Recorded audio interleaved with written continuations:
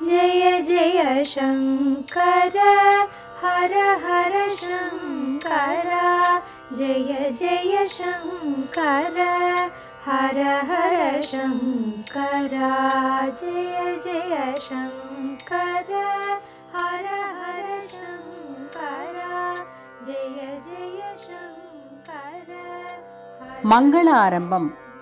தெய்வத்தின் குரல் 5ஆம் பாகம். தேவரும் தொழும் தெய்வம். வாகீஷர் யார்?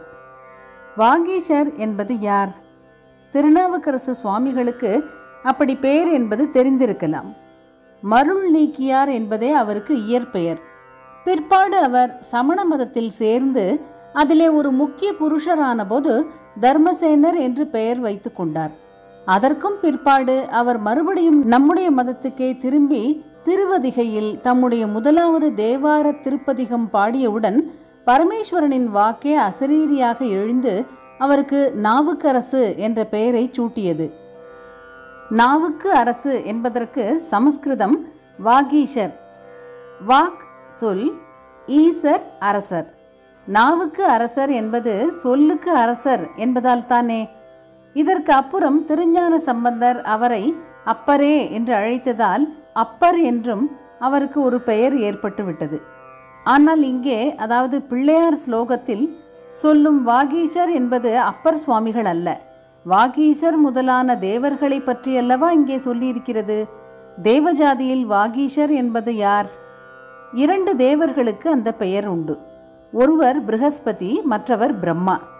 ப்ரஹஸ்பதியோ என்று கேட்கிற அளவுக்கு விசேஷமான புத்தி பிரகாசம் பெற்ற தேவகுரு வியாழன் என்று சொல்கிறோமே, அவர் சகல சாஸ்திரங்களிலும் மகா கெட்டிக்காரரானதால் வாகீசர் எனப்படுபவர். பேச்சில் நல்ல வாகீசர் அவர். வாகீசர் என்றே அர்த்தம் கொடுப்பதான கீஷ்பதி என்ற பெயரும் அவருக்கு உண்டு. ப்ரஹஸ்பதியை பிரம்மணஸ்பதி என்றும் வேதம் சொல்லும். அறிவும் வித்வத்தும் உருவமான அவருக்கு பிள்ளையார் சம்பந்தம் விசேஷமாக உண்டு. வேதகால பிரம்மணஸ்பதி தான் புராண கால விக்னேஸ்வரர் என்று ஆராய்ச்சியாளர்கள் சொல்வார்கள். விநாயகமூர்த்தியின் ஆவாகனத்தில் பிரசித்தமாக வழங்கும் வேதரிக்கே பிரம்மணஸ்பதிக்கானதுதான். தேவர்கள் விதிப்படி குருமுகமாக பிள்ளையார் வணக்கம் செய்கிறார்கள் என்று காட்டுவதற்காக வாகீசாத்யாக சுமனசகா என்று சொல்லியிருக்கிறதென்று உள்ளர்த்தம் செய்து கொள்ளலாம். தேவகுருவே பிள்ளையாருக்கு நமஸ்காரம் பண்ணி சீடர்களான தேவர்களுக்கெல்லாம் வழிகாட்டுகிறார் என்று தொனிக்கிறது. வாக்தேவியான சரஸ்வதியின் பதியான பிரம்மாவுக்கும் வாகீஷர் என்ற பெயர் உண்டு. வாக் என்றாலே சரஸ்வதி, சரஸ்வதி காந்தர் வாகீஷர். பொதுவாக பிரம்மாதி தேவர்கள் என்று சொல்வதே வழக்கமாதலால் இங்கே வாகீசாதி சுமனசர்கள் என்று வருவதை கொண்டு வாகீஷர் என்பது பிரம்மாவை குறிக்கும் என்றே வைத்துக் கொள்ளலாம். பிரம்மாவுக்கு உள்ள பல பெயர்களில் வாகீஷ என்பதை சொல்லியிருப்பதால் பிள்ளையார் அறிவுக்கும் வித்வத்துக்கும் தெய்வம் என்று உணர்த்தப்படுகிறது. வாக்தேவியான சரஸ்வதியின் பதி அவர் என்றால் அவள்தானே அறிவுக்கும் வித்யைக்கும் அதிதேவதையாய் இருப்பவள். பிரம்மா சிருஷ்டிகர்த்தா.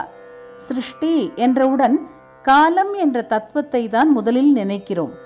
காலத்தை அளப்பதற்குத்தான் வருஷம் என்ற அளவுகோலை வைத்து கொண்டிருக்கிறோம். ஆகையால் வருஷ பிறப்பில் பஞ்சாங்க படனம் பண்ணும்போது பிரம்மாவை முதலில் சொல்லி அப்பேற்பட்ட பிரம்மா முதலான தேவர்கள் நமஸ்காரம் பண்ணும் விக்னேஸ்வரருக்கு வந்தனம் செலுத்துவது பொருத்தமாக இருக்கிறது. பிரம்மாவை வாகீஷர் என்று குறிப்பிட்டு சொல்லியிருப்பதால் வாக்கு சம்பந்தமாக, அதாவது வாக்கு குறிப்பிடும் அறிவு, வித்வத், வித்யை, இலக்கியம் முதலானவற்றில் மேற்கொள்ளும் எல்லா முயற்சியையும் நிர்விக்னமாக நிறைவேற்றித்தர விக்னேஸ்வர பூஜை அவசியம் என்று தெரிகிறது. தொன்று தொட்டு இந்த நம்பிக்கைப்படி ஒரு சுவடி எழுத தொடங்கும் போது அது எந்த விஷயம் பற்றிய சுவடியாயிருந்தாலும் சரி, ஆரம்பத்தில் ஸ்ரீ கணாதிபதையே நமக என்று போடும் வழக்கம் அனுசரிக்கப்பட்டு வந்திருக்கிறது. குறிப்பு: தெய்வத்தின் குரல் 3ஆம் பகுதியில் பிள்ளையார் சுழி என்ற முதல் உரையில் எழுத்துப்பணியில் விநாயக தொடர்பு என்ற பிரிவு பார்க்க. கால தத்துவத்தை சிருஷ்டிகர்த்தர் என்ற முறையில் பிரம்மா ஞாபகப்படுத்துவதால் அவரால் வழிபடப்பெறும் பிள்ளையாரை வருஷம் தொடங்கும் போது நமஸ்காரம் பண்ண வேண்டும் என்பது போலவே அவர் அதாவது பிரம்மா வாகீஷர் என்ற சரஸ்வதி காந்தனாய் இருப்பதால் அவர் வழிபடும் பிள்ளையாரை எந்த புஸ்தக தொடக்கத்திலும் நமஸ்கரிக்க வேண்டும் என்றாகிறது. இதனால்தான் இந்த வாகீஷாத்யாகா சுமனசகா என்ற ஸ்லோகத்தையே ஆதி காவியமான ஸ்ரீமத் வால்மீகி ராமாயணத்தை பாராயணம் பண்ணும் போதும் மங்கள ஸ்லோகமாக முதலில் சொல்கிறோம். அதற்கு அப்புறம்தான் சரஸ்வதி குறித்ததான தோர்பிர் யுக்தா ஸ்லோகம் சொல்வது. தேவதையரின் இடையூறும் தீர்ப்பவர். இத்திஹாச காவியம் ஒன்று என்றால் அதன் ஆரம்பத்தில் வாக்தேவியாயும் வித்யாதி தேவதையாகவும் இருக்கப்பட்டவளை ஸ்தோத்திரிப்பதே பொருத்தம், அதுவே போதும் என்று தோன்றலாம். ஆனால் அவளுக்கும் முந்தி பிள்ளையாரை ஸ்தோத்திரிக்க வேண்டி இருக்கிறது. ஏன் இப்படி? அவளை நாம் ஸ்தோத்திரிப்பதற்கே ஏதாவது விக்னம் ஏற்பட்டுவிட்டால் என்ன பண்ணுவது? அதனால் முதலில் விக்னங்களை போக்கடிக்கும் விக்னேஸ்வரரை ஸ்தோத்திரிக்க வேண்டியதாகிறது. இதைவிடவும் முக்கியமாக இன்னொரு காரணமும் உண்டு. நாம் ஸ்தோத்திரிக்க முடியாமல் நமக்குத்தான் விக்னம் ஏற்படும் என்றில்லை.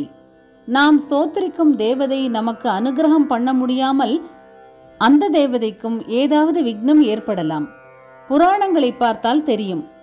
சாக்ஷாத் பார்வதி பரமேஸ்வரர்கள், மகாவிஷ்ணு அவருடைய அவதாரங்கள், சுப்பிரமணிய சுவாமி முதலானவர்களுக்கு கூட சில சந்தர்ப்பங்களில் எடுத்த காரியத்தை முடிக்க முடியாமல் விக்னங்கள் ஏற்பட்டிருக்கின்றன. அப்போது அந்த தெய்வங்களும் விக்னேஸ்வரருடைய சகாயத்தை கோரி பெற்று அவருடைய அருளாலேயே விக்னத்திலிருந்து நிவாரணம் பெற்றிருக்கிறார்கள்.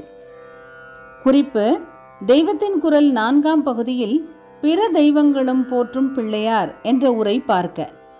பிரம்மாதி தேவர்களும் இவரை நமஸ்கரித்தே கிருத கிருத்தியர்கள் ஆவார்கள் என்றுதானே, அதாவது ஆரம்பத்தில் சொன்ன ஸ்லோகத்திலும் பார்த்தோம்.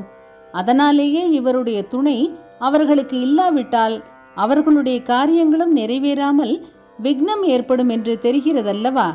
ஆகையினால்தான் ஒரு காவிய சிருஷ்டியிலிருந்து அதன் ஆரம்பத்தில் சரஸ்வதியை ஸ்துதிப்பதானாலும், இதே மாதிரி தனலாபத்துக்காக லக்ஷ்மியை ஸ்துதிப்பதானாலும், நோய் நொடி தீருவதற்காக சூரிய நாராயணனை ஸ்துதிப்பதானாலும், இப்படியே எந்த லட்சியத்தை முன்னிட்டு எந்த சுவாமியை ஸ்துதிப்பதானாலும் அந்த சுவாமியின் காரியத்துக்கும் விக்னம் ஏற்படாமல் ரட்சிக்கும் பிள்ளையாரைத்தான் முதலில் ஸ்துதிக்க வேண்டும் என்று ஏற்பட்டிருக்கிறது.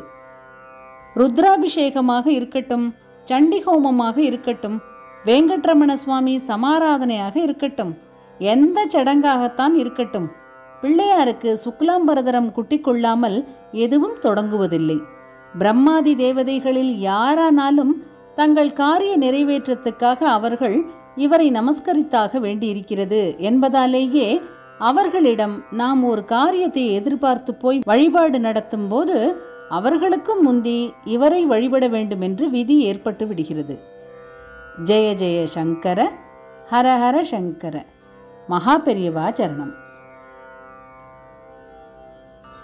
जय जय शंकर, हर हर शंकर. जय जय शंकर, हर हर शंकर. जय जय शंकर.